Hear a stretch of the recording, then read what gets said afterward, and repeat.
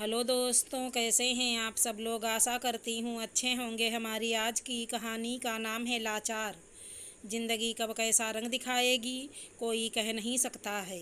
बेटी की शादी और भागम भाग में सीढ़ियों से ऐसी गिरी कामिनी कि सदा के लिए व्हीलचेयर की मोहताज हो गई। कामिनी अस्पताल में ही रही और बेटी ससुराल विदा हो गई। कूल्हे का ऑपरेशन हुआ लेकिन अपने पैरों पर खड़ी नहीं हो सकी।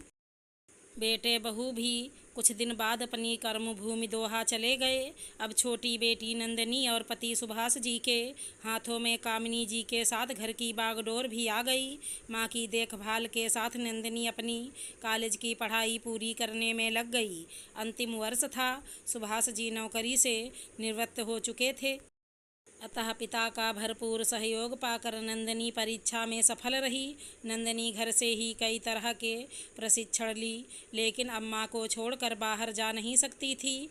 माँ की लाचारी और पिता की बढ़ती उम्र अब धीरे धीरे लाचार कर रही थी। इधर नंदनी की शादी की चिंता भी पिता को सता रही थी। एक माता पिता का सबसे बड़ा सपना अपने बच्चों की शादी कर उसका घर बसा देने का होता है। सुभाष जी बेटा और एक बेटी की शादी तो कर चुके थे। अब नंदिनी की शादी करके जिम्मेवारियों से मुक्त होना चाहते थे। उसके बाद ही बेटे बहू के साथ रहने जाएंगे। यदि बेटा भारत नहीं आता है तो इन्हें दोहा जाना पड़ेगा। नंदिनी के लिए एक रिश्ता जचा था, लेकिन युवा नज़र से भी परखना चाहते थे। अतः बेटे बहू को बुला लिए थे। अभी हफ्ता भर पहले आए थे। एक दिन नंदिनी शाम की चाय लेकर उनके कमरे में ही देने गई। आज नंदिनी को अपने मन की बात भी भाई भाभी को बतानी थी। दरवाजे पर वृद्धाश्रम का नाम सुन ठिठक गई। भाभी की आवाज़ आ रही थी। मैंने हरिद्वार में एक ऐसे आश्रम का पता किया है जहां वीआईपी व्यवस्था है। लगभग 2 कमरे का फ्लैट है। हर ज़रूरतमंद के लिए एक एक नर्स की व्यवस्था है। खाना पीना, मेडिकल, साफ़ सफाई सबकी व्यवस्था है। थोड़ा महंगा है, लेकिन पापा के पेंशन में सब निपट जाएगा। 5 लाख कौशल मनी के तौर पर जमा करना होगा और महीने का 50,000 है। तुम कहो तो बात करूं, लेकिन लोग क्या कहेंगे। लोगों का क्या है, देखने तो आएंगे नहीं। ठीक है। इतना सुनते ही नंदिनी के पांव कांपने लगे और वो वापस लौट गई। चाय रसोई घर में रखने के बाद अपने कमरे में जाकर रोने लगी। वो जान चुकी थी कि उसकी शादी के बाद माँ पापा को वृद्धाश्रम में रहना पड़ेगा, भले ही वो वीआईपी हो। नंदिनी को उम्मीद थी कि दीदी कुछ रास्ता निकाल सकती हैं। अतः उसने दीदी को फ़ोन किया और सारी बातों से अवगत कराया। दीदी का जवाब सुनकर वह दंग रह गई। देख छोटी, अब भैया को जो करना है वो करने दो। हम लोग तो अपना घर छोड़कर नहीं आ सकते ना। अब सिर्फ अकेले नंदिनी को सोचना था। रात भर उसे नींद नहीं आई। वो सोचती रही। फिर चिड़ियों की चहचहाहट के साथ एक निर्णय ले भोर में ही दरवाज़ा खोल लान में टहलने लगी। नाश्ते की टेबल पर सभी को नाश्ता देने के बाद अपने पापा को अपना निर्णय सुना दिया। पापा, मैं शादी नहीं करूंगी और ये मेरा आखिरी फैसला है। माँ पापा के तो होश ही उड़ गए। ये क्या कह रही हो? आखिर क्यों? मुझे मम्मी पापा के साथ ही रहना है। भाभी तो खामोश ही रहीं, लेकिन भाई ने कहा, ये कोई बात हुई? शादी के बाद भी तो मिल सकती हो। मिलने में और साथ रहने में बहुत फ़र्क है भैया। वातावरण बोझिल हो गया। अपने तर्क से सबको खामोश करती रही और अपना निर्णय सुनाकर कमरे में चली गई। माँ दुखी थी, आंखों से आंसू बह निकले। पिता चिंतित हो चिंतन करने लगे। पता नहीं भाई भाभी की क्या सोच थी। शेखर को मैसेज किया, शेखर मुझे माफ़ करना, मेरा रूप बदल चुका। मैं किसी अन्य उद्देश्य की पूर्ति के लिए अपने को समर्पित कर चुकी हूँ। मेरा ये समर्पण का संकल्प तुम्हारे सहयोग के बिना पूर्ण नहीं हो सकता है।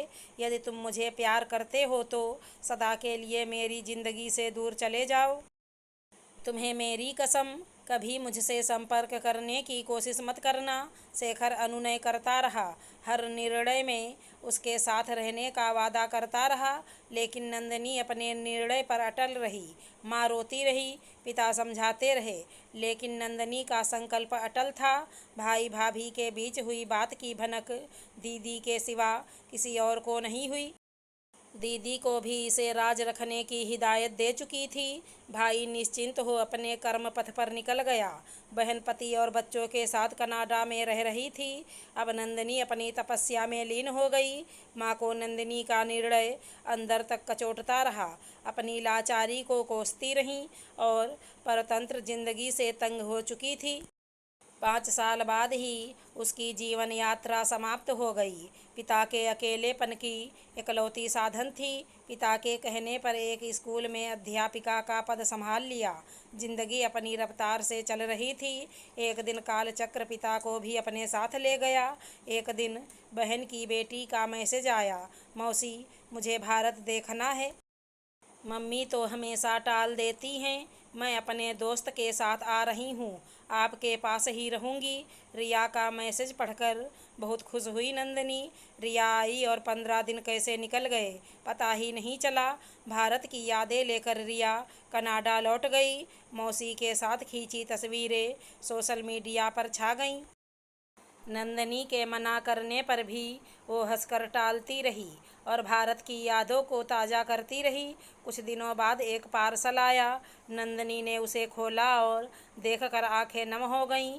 हरी चूड़ियों के साथ एक चिट्ठी भी थी। नंदिनी, आज सोशल मीडिया पर तुम्हारी तस्वीर तुम्हारी भांजी के साथ देखकर पता चला कि तुम्हारा यज्ञ संपन्न हो गया। वहाँ संपर्क करने पर तुम्हारी दीदी से बात हुई और सब कुछ। ये हरी चूड़ियाँ तुम्हारी अमानत हैं। जब तुमने कॉलेज के सालाने समारोह में एक लोकगीत हेलो से पकड़ो कलाई चूड़ी टूट ना जाए पर नृत्य किया था, तभी एक तमन्ना ने जन्म लिया था कि हरी चूड़ियाँ मैं तुम्हें सगाई में पहनाऊँगा। अब निर्णय तुम्हारे हाथ में है। तुम्हारे इंतजार में शेखर। नंदिनी हिफाजत से रखी गई उन चूड़ियों को छाती से लगा लिया। मन ही मन बुदबुदाई, तो क्या इतने सालों तक शेखर मेरा इंतजार करता रहा। अगर हमारी कहानी पसंद आई हो तो चैनल को लाइक शेयर सब्सक्राइब करें। राधे राधे दोस्तों।